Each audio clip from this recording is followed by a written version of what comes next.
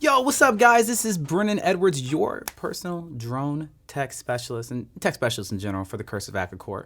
And I want to give you guys my takeaways for episode 9.2. All right, so the first takeaway, as you guys know, I'm already in this cave.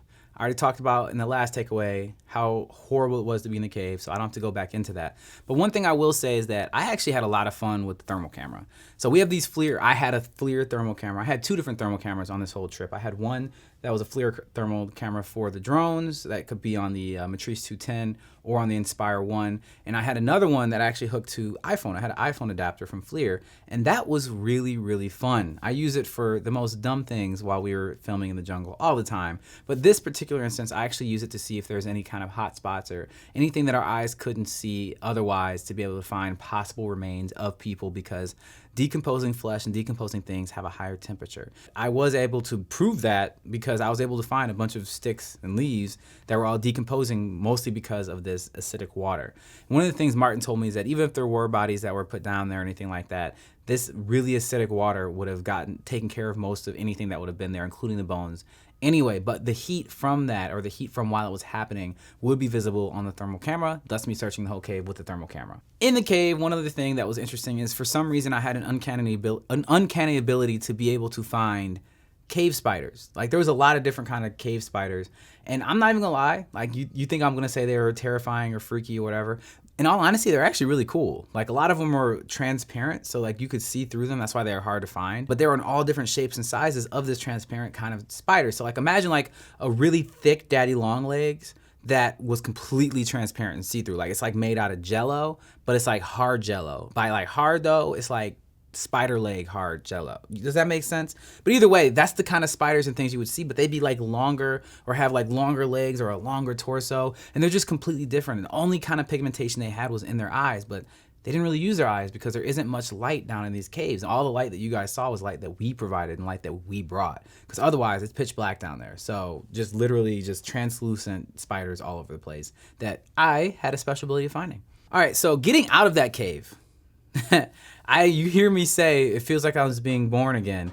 Now, obviously, most of us don't remember being born, but I feel like I had flashbacks, because getting out of the cave was harder for me than getting in the cave, because you're pushing off only one rock on your feet, and you have to like fit your arms through, but in a very specific way, and turn your head to the side, because if it's straight up, it's not going to fit through. So you have to turn your head to the side and then fit that through, and then you have to get all your hips through while you're pushing and pulling yourself through all at the same time. And I'm like, there's no muscle walls here helping me like when you're being born. I'm having to pull myself through, and it was very intense, very difficult. And watching Martin do it, because Megan's super skinny, so like, and Martin's not out of shape either, but he just has broader shoulders than either me or Megan. And so watching him do it was absolutely worth time and hilarious.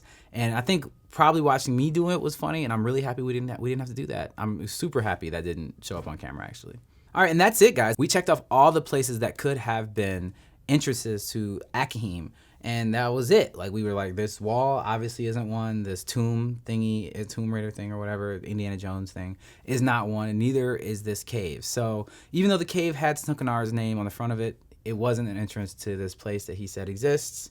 And so we checked all that all off. And all I have left for you now is some more behind the scenes footage, because Martin is hilarious in the cave. Megan is hilarious in general, and, you know, we had some funny moments, so check it out. This is the cave that they're like, Brennan, now that you've rappelled down here, you get to go down there. Who doesn't want to go down there? It looks like so much fun. What? Sounds like you don't. Do I? Do you, Brennan? No, I don't. I don't really want to, but, you know, we gotta find out if this city is... If the city's real, we have to find out if the Tunkanar actually took people here. Geologically, how do you feel about this? Like, what's special about this cave?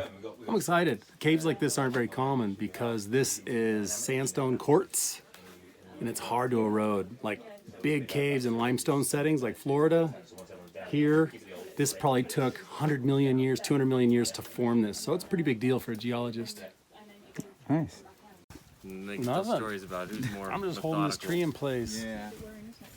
He's about to go over this edge over here. Like a more advanced version of tree hugging. He is tree hugging right now. Yeah, it's a little. little more advanced there. Caribbean.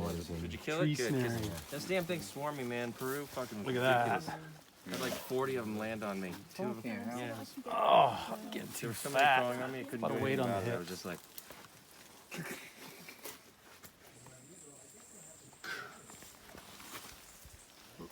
Yeah, I'll clear out, and when you're done with your shot, I'm gonna need you to clear out. Moose, how you feeling, brother? Where are you right now?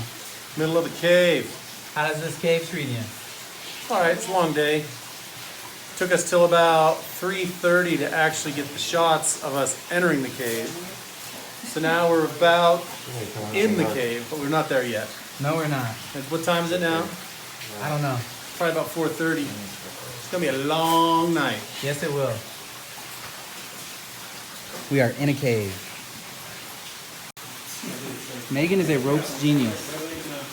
What's the trick to these new hooks? Oh, you want to take that off? All right, thank you guys so much for checking it out. Please make sure that you check out episode 10.1 when it comes out and 10.2, and then we will be done. That will be the end of the Curse of Akakor season 1. Will there be a season 2? Who knows? Either way, stay tuned for more fun, and I'll see you soon.